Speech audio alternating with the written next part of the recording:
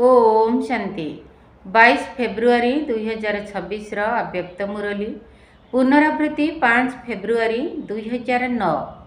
अव्यक्त मुरलीर सारांश अछि सेवा करिबा समय रे डबल लाइट स्थिति द्वारा फरिश्ता पणियार अवस्थारे रुह, अशरीरी हेबार अभ्यास कर।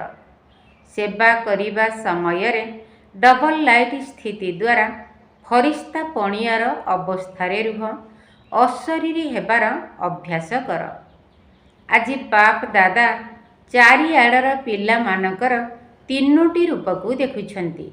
जेपरी बाबांकर तीनोटी रूपकू तुमे माने जानिछ, सेहीपरि पिला मानकर मध्य तीनोटी रूपकू देखुछंती, जहाँकि एही संगम जुगर लक्ष्य एवं लक्षण अटे। प्रथम स्वरूप है ब्राह्मण, द्वितीय फरिश्ता, तृतीय देवता। ब्राह्मणरू फरिश्ता एवं फरिश्तारू देवता। तेबे वर्तमान समय रे एबे विशेष करी केउ लक्ष्य सम्मुखरे रहुछि, काहेकि ना फरिश्ता नहेले देवता होई परिबो नाही। तेणु वर्तमानर समय अनुसारे एवं निजर पुरुषार्थ अनुसारे एबे तुम मानकर लक्ष्य ही फरिश्ता हेबा अटे। तेबे संगम जुगर संपन्न स्वरूप है फरिश्तारू देवता हेबा। तुमे माने तो फरिश्तार परिभाषा को मध्य जानिछ। फरिश्ता अर्थात पुराणा दुनियार संबंध, संस्कार एवं संकल्प ठारू मध्य हालुका होइथिबो। सबुथिरे पुराणा संस्कार हालुका होइथिबो। केवल निजर संस्कार, स्वभाव एवं संसार ठारू हालुका पणिया नुहे, किंतु फरिश्ता अर्थात समस्तंक सहित संबंध रे आसीबारे, समस्तंकर स्वभाव संस्कार रे मध्य हालुका पणिया रहुथिबो। तेबे एही भली हालुका पणियार चिन्ह कौन? सेही फरिश्ता आत्मा समस्तंकर प्रिय होइथिबो। काहार प्रिय नुहे, समस्तंकर प्रिय। जेपरी ब्रह्मा बाबा को समस्ते भाबुथिले ये मोर अटंती, मोर बाबा कहउछंती ना, सेहीपरि फरिश्ता अर्थात समस्तंकर प्रिय। केही केही पिला भाबुछंती जे ब्रह्मा बाबा तो ब्रह्मा ही थिले, किंतु तुमे माने तो निज समान ब्राह्मण आत्मा मानक भितरे समस्तंकर प्रिय दादी को मध्य देखुछ, जहाकू समस्ते स्नेहर सहित अनुभव करुथिले जे ये मोर दादी अटंती। बड़ दादी को सबु आडर स्वभाव संस्कार भितरे तथा एही पुराणा संसार भितरे रही मध्य न्यारी एवं प्यारी थिले। समस्ते अधिकारर सहित कहूथिले आमर दादी। तेबे एहार कारण कौन? निजे निजर स्वभाव संस्कार रे हालुका रहुथिले, तेणु समस्तंकु आपणर पणियार अनुभव कराउथिले एवं समस्तंक सम्मुखरे दृष्टांत रूप होई गले। जगदम्बा को मध्य देखिछ, किंतु केही केही भाबुछंती से तो जगदम्बा थिले ना, किंतु दादी तो तुमर ब्राह्मण परिवार भली साथी थिले। तांकु जदि तांकर पुरुषार्थर कथा केही पचारुथिले बा तांको ठारू शुणुथिले, तेबे तांक मुखरे सर्वदा गोटिए ही शब्द रहिथिला, एबे कर्मातीत हेबार अछि। कर्मातीत हेबार लगन रे अन्य मानकु मध्य बारंबार एही शब्द मने पकाई देउथिले। तेणु प्रत्येक ब्राह्मण आत्मार वर्तमान लक्ष्य एवं लक्षण विशेष भावरे एहा ही रहिबा दरकार एवं अछि मध्य, किंतु क्रमान्वय रे अछि। तेबे सर्वदा एही लगन रहु जे एबे मोते फरिश्ता हेबा कुही पड़िबो। फरिश्ता अर्थात एही साकार देह ठारू नियारा सर्वदा आलोकर शरीरधारी। फरिश्ता अर्थात सर्व कर्मेंद्रिय गुड़िकर राजा। बाप दादा तो पूर्वरु मध्य शुणाई सारिछंती जे सारा सृष्टि चक्र भितरे एकमात्र बाप दादा ही अछंती, जे कि गर्वर सहित कहउछंती जे ମୋର ପ୍ରତ୍ୟେକ ସନ୍ତାନ ରାଜା ଅଟେ, ସ୍ୱରାଜ୍ୟ ଅଧିକାରୀ ଅଟେ। ତେଣୁ ଫରିସ୍ତା ଅର୍ଥାତ୍ ସ୍ୱରାଜ୍ୟ ଅଧିକାରୀ। ଏହିଭଳି ସ୍ୱରାଜ୍ୟ ଅଧିକାରୀ ଆତ୍ମା ଆଲୋକର ସ୍ୱରୂପଧାରୀ ଅଟେ। କେହି ବି ଯଦି ଏହିଭଳି ଲାଇଟ୍ର ଅର୍ଥାତ୍ ଡବଲ ହାଲୁକା ପଣିଆର ସ୍ଥିତିରେ ସ୍ଥିତ ହୋଇ କାହା ସହିତ ବି ମିଶିବେ, ତେବେ ତାଙ୍କ ମସ୍ତକରୁ ଆତ୍ମାରୂପୀ ଜ୍ୟୋତିର ଚମକ ଚାଲିବା ବୁଲିବା ସମୟରେ ମଧ୍ୟ ଦେଖାଯିବ। ତେଣୁ ବର୍ତ୍ତମାନ ଏହିଭଳି ତୀବ୍ର ପୁରୁଷାର୍ଥର ଲକ୍ଷ୍ୟ ଏବଂ ଲକ୍ଷଣକୁ ସଦା ସର୍ବଦା ଜାଗ୍ରତ ରଖ। ଯେପରି ବ୍ରହ୍ମା ବାବାଙ୍କ ଭିତରେ ଦେଖିଥିଲ ଯେ କେହି ବି ଯଦି ତାଙ୍କ ସହିତ ମିଶୁଥିଲା ବା ଦୃଷ୍ଟି ନେଉଥିଲା, ତେବେ ତାଙ୍କ ସହିତ କଥାବାର୍ତ୍ତା କରୁ କରୁ ତାଙ୍କୁ କ'ଣ ଦେଖାଯାଉଥିଲା? ଏବଂ ଶେଷ ସମୟରେ ଅନୁଭବ କରିଲ ଯେ ବ୍ରହ୍ମା ବାବା କଥାବାର୍ତ୍ତା କରୁ କରୁ ମଧ୍ୟ ମିଠା ଅଶରୀରୀ ସ୍ଥିତିରେ ସ୍ଥିତ ହୋଇ ଯାଉଥିଲେ। ଚାହେଁ କେତେ ବି ସେବାର ସମାଚାର ଆସୁଥାଉ, କିନ୍ତୁ ଅନ୍ୟମାନଙ୍କୁ ମଧ୍ୟ ଗୋଟିଏ ସେକେଣ୍ଡ ଭିତରେ ଅଶରୀରୀ ପଣିଆର ଅନୁଭବ କରାଇ ଦେଉଥିଲେ। ଏହା ବ୍ୟତୀତ ଯେକୌଣସି ମୁରଲୀରେ ମଧ୍ୟ ଚେକ୍ କର, ଦେଖିବ ବାରମ୍ବାର ମୁଁ ଅଶରୀରୀ ଆତ୍ମା ଅଟେ। ଏହିଭଳି ଆତ୍ମାର ପାଠକୁ ଗୋଟିଏ ମୁରଲୀରେ କେତେ ଥର ମନେ ପକାଇ ଦେଇଛନ୍ତି। ତେଣୁ ଏବେ ସମୟ ଅନୁସାରେ ଛୋଟ ଛୋଟ ବିସ୍ତାରର କଥାଗୁଡ଼ିକ ବା ସ୍ୱଭାବ ସଂସ୍କାର କଥାଗୁଡ଼ିକ ତୁମକୁ ଅଶରୀରୀ ଅବସ୍ଥାଠାରୁ ଦୂରେଇ ଦେଉଛନ୍ତି। ତେଣୁ ଏଥିରେ ପରିବର୍ତ୍ତନ ଆବଶ୍ୟକ। ତେବେ ବାପ୍ ଦାଦା ଦେଖୁଛନ୍ତି ଯେ ସେବା କ୍ଷେତ୍ରରେ ଫଳାଫଳ ତ ଭଲ ରହୁଛି, ସେବା କରିବା ପାଇଁ ମଧ୍ୟ ଅଧିକାଂଶ ପିଲାଙ୍କ ଭିତରେ ଉମଙ୍ଗ ଉତ୍ସାହ ରହିଛି। ସେଥିପାଇଁ ଯୋଜନା ମଧ୍ୟ କରିଚାଲିଛନ୍ତି। ତେଣୁ ସନ୍ଦେଶ ଦେବାର ମଧ୍ୟ ଆବଶ୍ୟକତା ରହିଛି।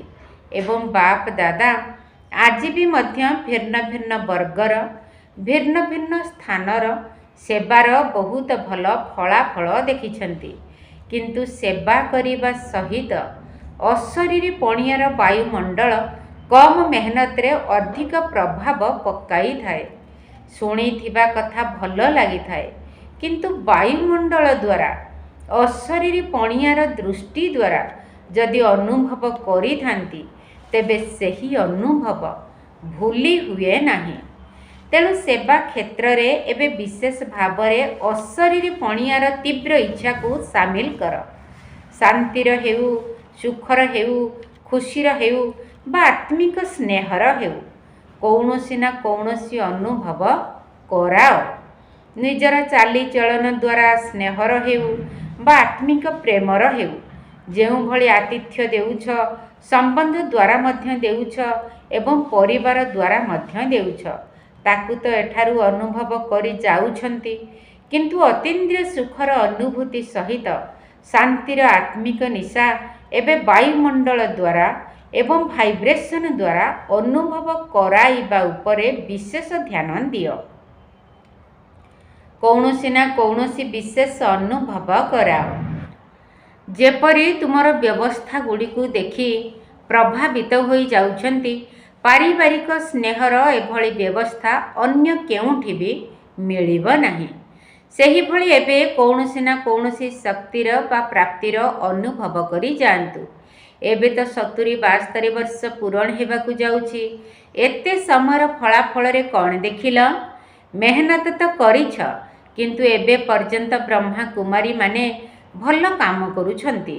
ବ୍ରହ୍ମାକୁମାରୀମାନଙ୍କର ଜ୍ଞାନ ଭଲ, କିନ୍ତୁ ଜ୍ଞାନ ଦେବା ବାଲା କିଏ? ସେମାନଙ୍କୁ ଚଲାଇବା ବାଲା କିଏ? ଏମାନଙ୍କୁ ଶକ୍ତି ଦେବା ବାଲା କିଏ? ତୁମମାନଙ୍କ ଠାରୁ ବାବା ଶବ୍ଦ ଶୁଣି କହୁଛନ୍ତି ଏମାନଙ୍କର ଜଣେ ବାବା ଅଛନ୍ତି, କିନ୍ତୁ ସେ ହିଁ ମୋର ବାବା ଅଟନ୍ତି। ଏହିଭଳି କହିବା ଅର୍ଥାତ୍ ବାବାଙ୍କର ପ୍ରତ୍ୟକ୍ଷତା ହେବା, ତାହା ଏବେ ଗୁପ୍ତରେ ଅଛି। ବାବା ବାବା ତ କହୁଛନ୍ତି, କିନ୍ତୁ ମୋର ବାବା, ମୁଁ ବାବାଙ୍କର, ଏହି ଶବ୍ଦ କୋଟିକ ଭିତରେ କେହି କେହିଙ୍କ ମୁଖରୁ ବାହାରୁଛି। ତେବେ ଏହି ସଙ୍ଗମ ଯୁଗର ଲକ୍ଷ୍ୟ କ'ଣ? ଆମ ସମସ୍ତ ଆତ୍ମାମାନଙ୍କର ପିତା ଆସିଯାଇଛନ୍ତି। ସମ୍ପତ୍ତି ତ ପିତାଙ୍କ ଦ୍ୱାରା ମିଳିବ ନା। ସେହିଭଳି ପ୍ରଭାବର ବାୟୁମଣ୍ଡଳ ଫରିସ୍ତା ଅବସ୍ଥା ଦ୍ୱାରା ହିଁ ଚାରିଆଡ଼େ ବିଚ୍ଛୁରିତ ହେବ। ଏମାନଙ୍କର ଦୃଷ୍ଟିରୁ ଲାଇଟ୍ ମିଳୁଛି। ଏମାନଙ୍କର ଦୃଷ୍ଟିରେ ଆତ୍ମିକ ଶକ୍ତିର ଲାଇଟ୍ ଦେଖାଯାଉଛି। ଏହିଭଳି ମଧ୍ୟ କହୁଛନ୍ତି। ତେଣୁ ଏବେ ତୀବ୍ର ପୁରୁଷାର୍ଥ କରିବାର ଏହି ଲକ୍ଷ୍ୟ ରଖ ଯେ ମୁଁ ଡବଲ ଲାଇଟ୍ ଫରିସ୍ତା ଅଟେ। ଚାଲିବା ବୁଲିବା ସମୟରେ ଫରିସ୍ତା ସ୍ୱରୂପର ଅନୁଭୂତିକୁ ବଢ଼ାଅ। ଅଶରୀରୀ ପଣିଆର ଅନୁଭବକୁ ବଢ଼ାଅ। ଗୋଟିଏ ସେକେଣ୍ଡ ଭିତରେ ଯେକୌଣସି ସଂକଳ୍ପକୁ ସମାପ୍ତ କରିବାରେ ସ୍ୱଭାବ ସଂସ୍କାରରେ ଡବଲ ଲାଇଟ୍ ରୁହ। କେହି କେହି ପିଲା କହୁଛନ୍ତି ମୁଁ ତ ହାଲୁକା ସ୍ଥିତିରେ ହିଁ ରହୁଛି, କିନ୍ତୁ ମୋତେ ଅନ୍ୟମାନେ ଜାଣିନାହାନ୍ତି। କିନ୍ତୁ ଏହିଭଳି ଡବଲ ଲାଇଟ୍ ଫରିସ୍ତାର ଲାଇଟ୍ କ'ଣ ଲୁଚି ରହିପାରିବ? ଛୋଟିଆ ସ୍ଥୂଳ ଲାଇଟ୍ ଟର୍ଚ୍ଚ ହେଉ ବା ଡିଆସିଲି କାଠିର ଲାଇଟ୍ ହେଉ, କେଉଁଠି ବି ଜଳିଲେ ଲୁଚି ରହିପାରିବ ନାହିଁ। ପୁଣି ଏହା ତ ଆତ୍ମିକ ଶକ୍ତିର ଲାଇଟ୍। ତେଣୁ ନିଜର ବାୟୁମଣ୍ଡଳ ଦ୍ୱାରା ସେମାନଙ୍କୁ ଅନୁଭବ କରାଅ ଯେ ଏମାନେ କିଏ। ଚାହେ ଜଗଦମ୍ବା ହୁଅନ୍ତୁ ବା ଦାଦୀ ହୁଅନ୍ତୁ, କେବେ କେହି କହି ନାହାନ୍ତି ଯେ ମୋତେ ଏମାନେ ଜାଣିନାହାନ୍ତି। ନିଜର ସ୍ଥିତିର ବାୟୁମଣ୍ଡଳ ଦ୍ୱାରା ସେମାନେ ସମସ୍ତଙ୍କର ପ୍ରିୟ ହୋଇଥିଲେ। ସେଥିପାଇଁ ଦାଦୀଙ୍କର ଉଦାହରଣ ଦିଆଯାଉଛି।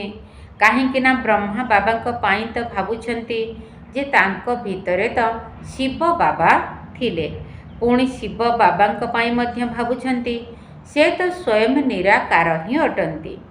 ନିଆରା ମଧ୍ୟ ଏବଂ ନିରାକାର ମଧ୍ୟ। ଆମେ ତ ସ୍ଥୂଳ ଶରୀରଧାରୀ ଅଟୁ। ଏତେ ବଡ଼ ସଂଗଠନ ଭିତରେ ରହୁଛୁ। ସମସ୍ତଙ୍କର ଅଲଗା ଅଲଗା ସଂସ୍କାର ଭିତରେ ରହୁଛୁ। ତେବେ ସଂସ୍କାରକୁ ମିଶାଇବା ଅର୍ଥାତ୍ ଫରିସ୍ତା ହେବା।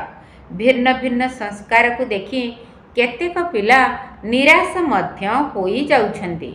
ବାବା ବହୁତ ଭଲ, ବ୍ରହ୍ମା ବାବା ବହୁତ ଭଲ, ଜ୍ଞାନ ବହୁତ ଭଲ, ପ୍ରାପ୍ତିଗୁଡ଼ିକ ମଧ୍ୟ ବହୁତ ଭଲ। କିନ୍ତୁ ସଂସ୍କାର ସ୍ୱଭାବକୁ ମିଶାଇବା ଅର୍ଥାତ୍ ସମସ୍ତଙ୍କର ପ୍ରିୟ ହେବା। କାହାର ପ୍ରିୟ ନୁହେଁ। କାହିଁକି ନା କେହି କେହି ପିଲା କହୁଛନ୍ତି ବିଶେଷତାକୁ ଦେଖି ମଧ୍ୟ କାହା ପ୍ରତି ସ୍ନେହ ଆସିଯାଉଛି। ୟାଙ୍କର ଭାଷଣ କରିବା ବହୁତ ଭଲ, ଏହାଙ୍କ ଭିତରେ ଅମୁକ ବିଶେଷତା ବହୁତ ଭଲ ରହିଛି, ବାଣୀ ବହୁତ ଭଲ। ତେବେ ଫରିସ୍ତା ହେବାରେ ମଧ୍ୟ ଏହି ସବୁ ବିଘ୍ନ ଆସିଥାଏ। ଯଦିଓ ଅନ୍ୟମାନଙ୍କୁ ନିଜର ପ୍ରିୟ ହେବାକୁ ଦିଅ, କିନ୍ତୁ ମୁଁ ଆତ୍ମା ସମସ୍ତଙ୍କଠାରୁ ନିଆରା ଅଟେ। ଏହିଭଳି ନିଆରା ସ୍ଥିତି ଦ୍ୱାରା ନିଜର ପ୍ରିୟ ଆତ୍ମା ପ୍ରସ୍ତୁତ କର, ନିଜର ବିଶେଷତା ଦ୍ୱାରା ନୁହେଁ। ତାଙ୍କର ଏହି ଗୁଣଟି ମୋତେ ବହୁତ ଭଲ ଲାଗେ। ହୁଏତ ସେହି ଗୁଣକୁ ଧାରଣ କରିପାର, କିନ୍ତୁ ସେହି କାରଣରୁ କାହାର ପ୍ରିୟ ହେବା ଠିକ୍ ନୁହେଁ। ଫରିସ୍ତା ସମସ୍ତଙ୍କର ପ୍ରିୟ ଅଟେ। ସମସ୍ତେ କୁହନ୍ତୁ ଇଏ ମୋର ଅଟନ୍ତି। ସମସ୍ତଙ୍କୁ ଆପଣା ପଣିଆର ଅନୁଭବ ହେଉ। ଏହିଭଳି ଫରିସ୍ତା ଅବସ୍ଥାକୁ ପ୍ରାପ୍ତ କରିବା ପାଇଁ ଦୁଇଟି କଥା ବିଘ୍ନ ପକାଇଥାଏ। ଗୋଟିଏ ହେଲା ଦେହଭାନ ଅର୍ଥାତ୍ ଦୈହିକ ଚେତନା। ତାର ଅନୁଭବ ତ ସମସ୍ତଙ୍କର ଅଛି, ଯାହାଦ୍ୱାରା 63 ଜନ୍ମର ଦେହ ଅଭିମାନ ପ୍ରକଟ ହୋଇଯାଏ। ଏବଂ ଦ୍ୱିତୀୟଟି ହେଲା ଦେହ ଅଭିମାନ। ଦେହଭାନ ଏବଂ ଦେହ ଅଭିମାନ ଜ୍ଞାନ ମାର୍ଗରେ ଯେତେ ଯେତେ ଆଗକୁ ବଢ଼ିଥାନ୍ତି, ସେହି ଅନୁସାରେ ନିଜ ପ୍ରତି ମଧ୍ୟ କେବେ କେବେ ଦେହ ଅଭିମାନ ଆସିଯାଇଥାଏ ଏବଂ ସେହି ଅଭିମାନ ତଳକୁ ଖସାଇ ଦେଇଥାଏ। ତେବେ ଦେହ ଅଭିମାନ ମଧ୍ୟ କ'ଣ ଆସିଥାଏ? ଯାହା ବି କିଛି ବିଶେଷତା ରହିଛି, ସେହି ବିଶେଷତା କାରଣରୁ ମଧ୍ୟ ଅଭିମାନ ରହିଥାଏ। ମୁଁ କ'ଣ କମ୍ କି? ମୋର ଭାଷଣ ସମସ୍ତଙ୍କୁ ପସନ୍ଦ ହେଉଛି, ମୋର ସେବାର ପ୍ରଭାବ ପଡ଼ୁଛି, ବା କୌଣସି ବି କଳା ଯେପରି ମୋର କୋର୍ସ କରାଇବା ବହୁତ ଭଲ। କୌଣସି ନା କୌଣସି ଜ୍ଞାନରେ ଆଗକୁ ବଢ଼ିବାରେ ବା ସେବାରେ ଆଗକୁ ବଢ଼ିବାରେ ଏହିଭଳି ଅଭିମାନ ନିଜ ପ୍ରତି ମଧ୍ୟ ଆସିଥାଏ ଏବଂ ଅନ୍ୟମାନଙ୍କର ଗୁଣ ବା କଳା ବା ବିଶେଷତା ପ୍ରତି ମଧ୍ୟ ଆକର୍ଷଣ ଆସିଯାଏ। କିନ୍ତୁ ଏଥିରେ କିଏ ମନେ ପଡ଼ିବ? ଦେହ ଭାନ ହିଁ ମନେ ପଡ଼ିବ ନା। ଅମୁକ ଭଲ ବୁଦ୍ଧିମାନ ଅଟେ, ମୋର ହ୍ୟାଣ୍ଡଲିଂ ବହୁତ ଭଲ। ଏହିଭଳି ଅଭିମାନ ସେବାରେ ବା ପୁରୁଷାର୍ଥରେ ଆଗକୁ ବଢ଼ିବା ବାଲାଙ୍କ ଭିତରେ ମଧ୍ୟ ଅଭିମାନ ରୂପରେ ଆସିଥାଏ। ତେଣୁ ଏହାକୁ ମଧ୍ୟ ଚେକ୍ କରିବ ଏବଂ ଅଭିମାନ ବାଲା ଆତ୍ମାର ଅଭିମାନକୁ ଚେକ୍ କରିବାର ସାଧନ ହେଲା, ତାଙ୍କୁ ଯଦି କେହି ଟିକିଏ ବି ଅପମାନ ଦେଲା, ତାର ବିଚାରର, ତାର ମତାମତର, ତାର କଳାର ବା ତାର ହ୍ୟାଣ୍ଡଲିଂର ଅପମାନ ତାଙ୍କୁ ବହୁତ ଶୀଘ୍ର ଅନୁଭବ ହୋଇଥାଏ। ଯଦି ଅପମାନର ଅନୁଭବ ହେଲା, ତେବେ ତାର ସୂକ୍ଷ୍ମ ଲକ୍ଷଣ ହେଲା କ୍ରୋଧର ଅଂଶ ଜନ୍ମ ନିଏ, ଯାହାକୁ ରୋବ ବା ହାକିମ ଦେଖାଇବା କୁହାଯାଏ, ଯାହାକି ଫରିସ୍ତା ହେବା ପାଇଁ ଦିଏ ନାହିଁ। ତେଣୁ ବର୍ତ୍ତମାନର ସମୟ ଅନୁସାରେ ବାପ ଦାଦା ପୁଣି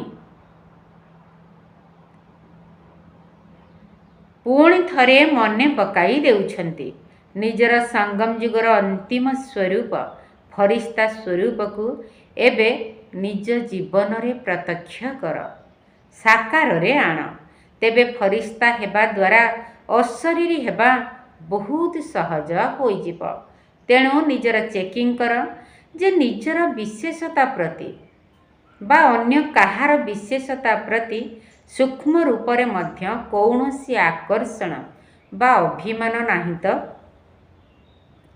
ତେବେ ଅନେକ ପିଲାଙ୍କର ଅବସ୍ଥା ଛୋଟ ଛୋଟ କଥାରେ ମଧ୍ୟ ତଳ ଉପର ହୋଇଯାଉଛି। ଦିଲଖୁଶ ଚେହେରା ଖୁସି ରହିବା ପରିବର୍ତ୍ତେ ଚିନ୍ତାବାଲା ଚେହେରା ବା ଚିନ୍ତନବାଲା ଚେହେରା ଦେଖାଯାଉଛି ଏବଂ ଚାଲୁ ଚାଲୁ ନିରାଶ ମଧ୍ୟ ହୋଇଯାଉଛନ୍ତି। ତେଣୁ ବୁଝିଲ ତ, ଏବେ ନିଜର ସଙ୍ଗମ ଯୁଗର ଅନ୍ତିମ ସ୍ଥିତି ଫରିସ୍ତା ପଣିଆର ସଂସ୍କାରକୁ ପ୍ରକଟ କର। ବ୍ରହ୍ମା ବାବାଙ୍କୁ ଯେପରି ଦେଖିଛ, ସେହିପରି ଫଲୋ ଫାଦର ତ କରିବ ନା। ଶେଷ ସମୟରେ ଅନେକ ପିଲାଙ୍କର ଅନୁଭବ ଅଛି, କଥା କହୁ କହୁ ବା ସମାଚାର ଶୁଣାଇବା ଭିତରେ ସମାଚାର ଶୁଣିବା ଠାରୁ ଊର୍ଦ୍ଧ୍ୱରେ ବା ଶବ୍ଦଠାରୁ ଊର୍ଦ୍ଧ୍ୱରେ ରହିବାର ସ୍ଥିତିର ଅନୁଭବ କରୁଥିବାର ଦେଖିଛନ୍ତି।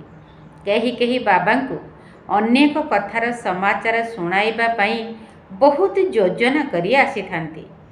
ଏ କଥା କହିବି, ସେ କଥା କହିବି, ଏ କଥା ପଚାରିବି, କିନ୍ତୁ ସମ୍ମୁଖକୁ ଆସିବା ବେଳକୁ କ'ଣ କହିବାର ଥିଲା ତାକୁ ଭୁଲି ଯାଆନ୍ତି। ସମ୍ମୁଖକୁ ଆସିଲା ବେଳକୁ କ'ଣ କହିବାର ଥିଲା ତାକୁ ହିଁ ଭୁଲି ଯାଆନ୍ତି। ତେଣୁ ଏହା ହିଁ ହେଉଛି ଫରିସ୍ତା ଅବସ୍ଥା। ତେବେ ଆଜି କେଉଁ ପାଠକୁ ପକ୍କା କରିଲ? ମୁଁ କିଏ? ଫରିସ୍ତା। କୌଣସି କଥା ପ୍ରତି ବା କାହାର ବିଶେଷତା ପ୍ରତି ବା ନିଜର ବିଶେଷତା ପ୍ରତି ଦେହ ଅଭିମାନ ଠାରୁ ଊର୍ଦ୍ଧ୍ୱରେ ଡବଲ ଲାଇଟ ଫରିସ୍ତା ସ୍ଥିତିରେ ରୁହ। କାହିଁକି ନା ଫରିସ୍ତା ନହେଲେ ଦେବତା ଜନ୍ମରେ ଉଚ୍ଚ ପଦ ମିଳିବ ନାହିଁ। ସତ୍ୟ ଯୁଗରେ ତ ଆସିଯିବ, କାହିଁକି ନା ସନ୍ତାନ ହୋଇଯାଇଛ, ତେଣୁ ସମ୍ପତ୍ତି ତ ମିଳିବ, କିନ୍ତୁ ଶ୍ରେଷ୍ଠ ପଦ ନୁହେଁ। ବାବା କହିଲେ, ଜ୍ଞାନ ଶୁଣିଛ, ବାବାଙ୍କର ହୋଇଛ, ବ୍ରାହ୍ମଣ ହୋଇଛ, ତେଣୁ ଦେବତା ତ ବନିବ, ସତ୍ୟ ଯୁଗକୁ ଆସିବ, କିନ୍ତୁ ପଦ ଉଚ୍ଚ ମିଳିପାରିବ ନାହିଁ। ତେବେ ଯାହା ପ୍ରତିଜ୍ଞା କରିଛ, ସର୍ବଦା ସାଥିରେ ରହିବୁ, ଏକା ସାଥିରେ ରାଜ୍ୟ କରିବୁ, ସିଂହାସନ ଉପରେ ଯଦିଓ ନ ବସ, କିନ୍ତୁ ରାଜ୍ୟ ଅଧିକାରୀ ତ ହୁଅ। ସେଠିକାର ରାଜ୍ୟସଭାକୁ ତ ଦେଖିଛ ନା।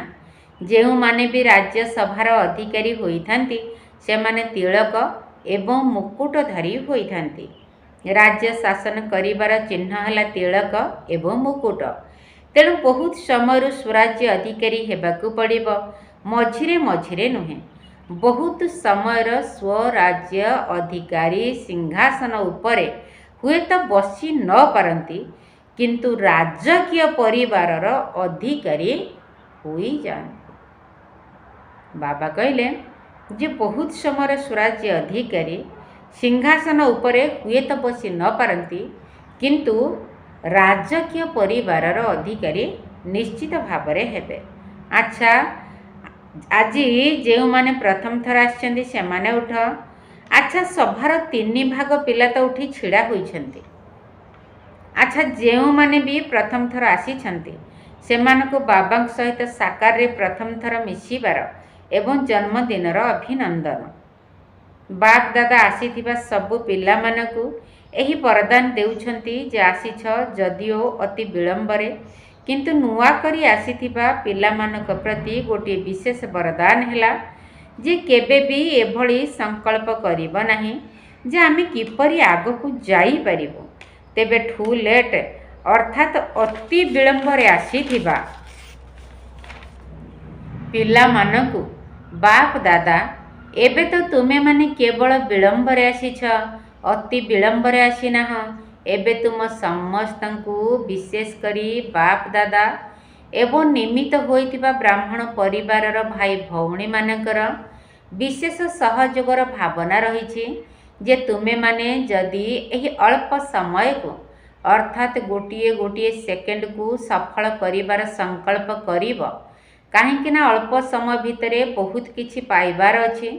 तेणु गोटिए सेकेंड मध्य व्यर्थरे नष्ट कर नाही। सर्वदा कर्म जोगी होई चलिबाकु पड़िब।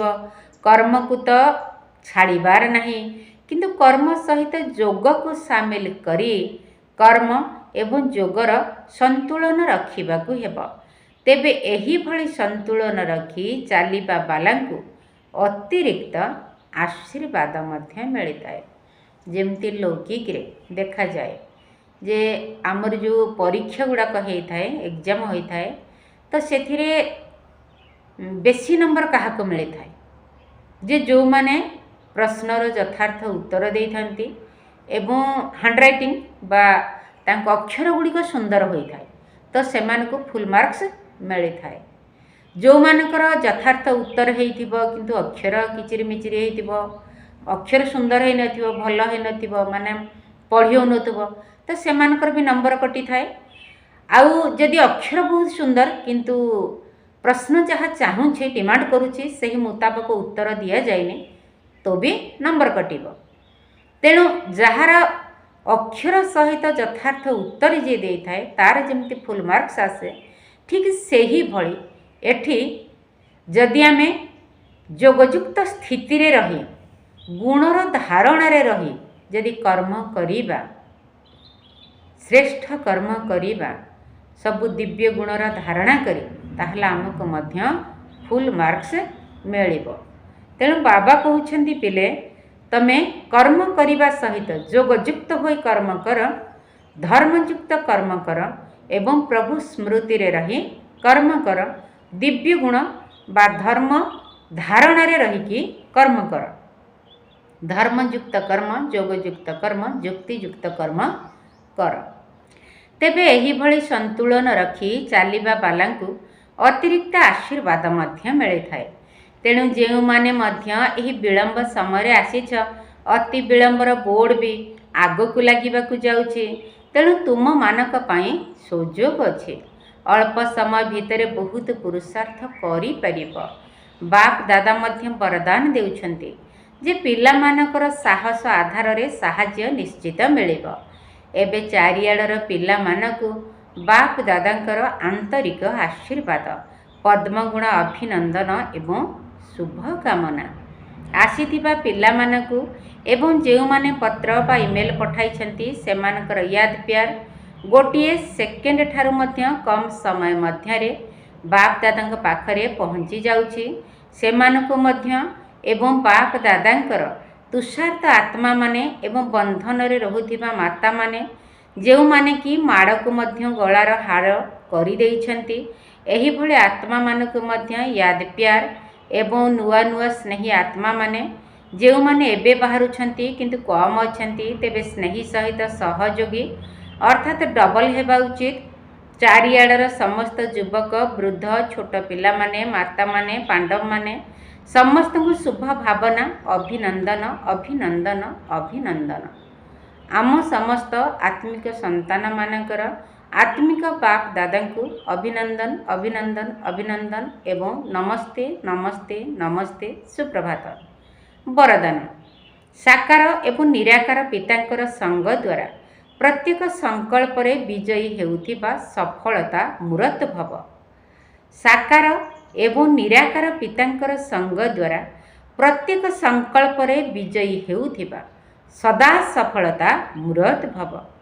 ଯେପରି ନିରାକାର ଆତ୍ମା ଏବଂ ସାକାର ଶରୀର ଦୁଇଟି ଯାକର ସମ୍ବନ୍ଧ ଦ୍ୱାରା ପ୍ରତ୍ୟେକ କାର୍ଯ୍ୟ କରିପାରୁଛ, ସେହିପରି ନିରାକାର ପିତା ଏବଂ ସାକାର ପିତା ଉଭୟଙ୍କୁ ସମ୍ମୁଖରେ ରଖି ପ୍ରତ୍ୟେକ କର୍ମ ବା ସଂକଳ୍ପ କରିବା ଦ୍ୱାରା ସଫଳତା ମୂରତ ହୋଇଯିବ।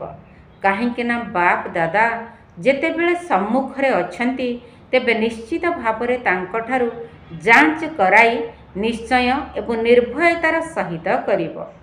ଏହାଦ୍ୱାରା ସମୟ ଏବଂ ସଂକଳ୍ପର ସଞ୍ଚୟ ହୋଇଯିବ, କିଛି ବି ବ୍ୟର୍ଥରେ ଯିବ ନାହିଁ।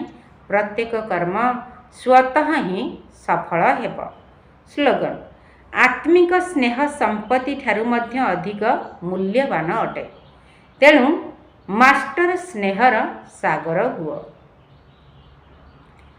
ଆତ୍ମିକ ସ୍ନେହ ସମ୍ପତ୍ତି ଠାରୁ ମଧ୍ୟ ଅଧିକ ମୂଲ୍ୟବାନ ଅଟେ। ତେଣୁ ମାଷ୍ଟର ସ୍ନେହର ସାଗର ହୁଅ।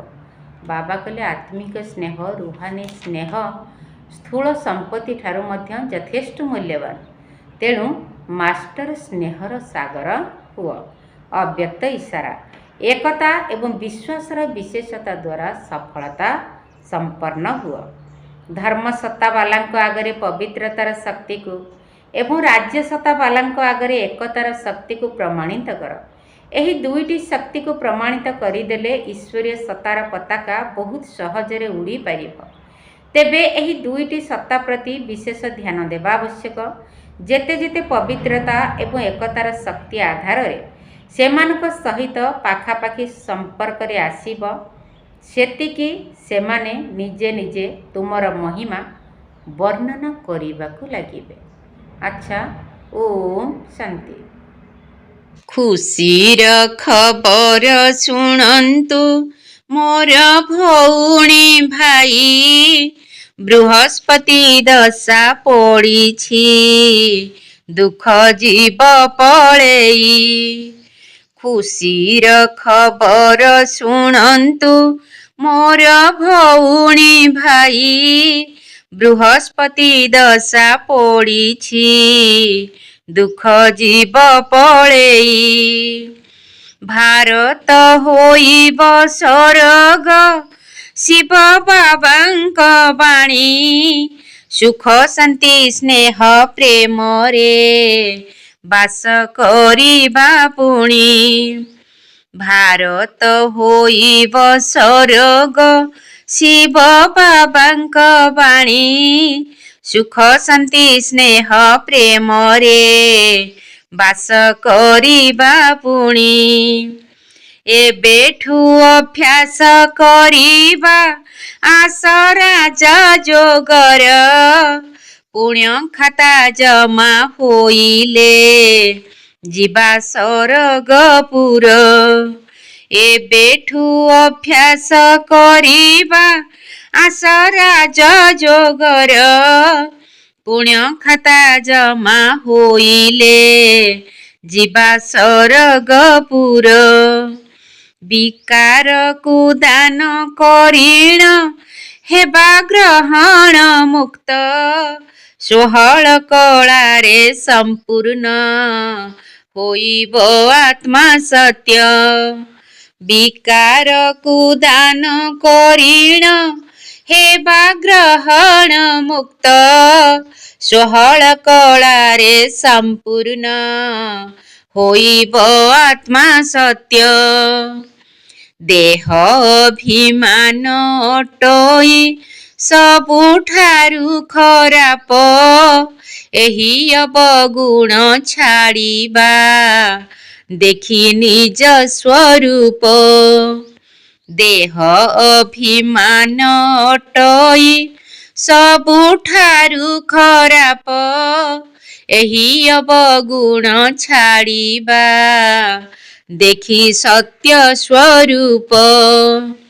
ଦିନୁ ଦିନ ହୁଏ ଦୂଷିତ ଏବେ ବାୟୁମଣ୍ଡଳ, ତାଠାରୁ ବଞ୍ଚିବା ପାଇଁକି ସ୍ଥିତିର ଖଟଳ। ଦିନୁ ଦିନ ହୁଏ ଦୂଷିତ ଏବେ ବାୟୁମଣ୍ଡଳ, ତାଠାରୁ ବଞ୍ଚିବା ପାଇଁକି ସ୍ଥିତିର ଖଟଳ। ବରଦାତା ଶିବ ପିତାଙ୍କୁ କର ଜୀବନ ସାଥୀ, ବୁଦ୍ଧିର ପାତ୍ରକୁ ଭରିଣ ଦେବେ ଗତି ମୁକତି।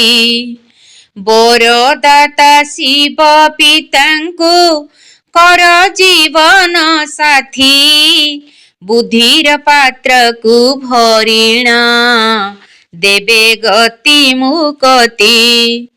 ଖୁସିର ଖବର ଶୁଣନ୍ତୁ ମୋର ଭଉଣୀ ଭାଇ, ବୃହସ୍ପତି ଦଶା ପଡ଼ିଛି ଦୁଃଖ ଯିବ ପଳେଇ।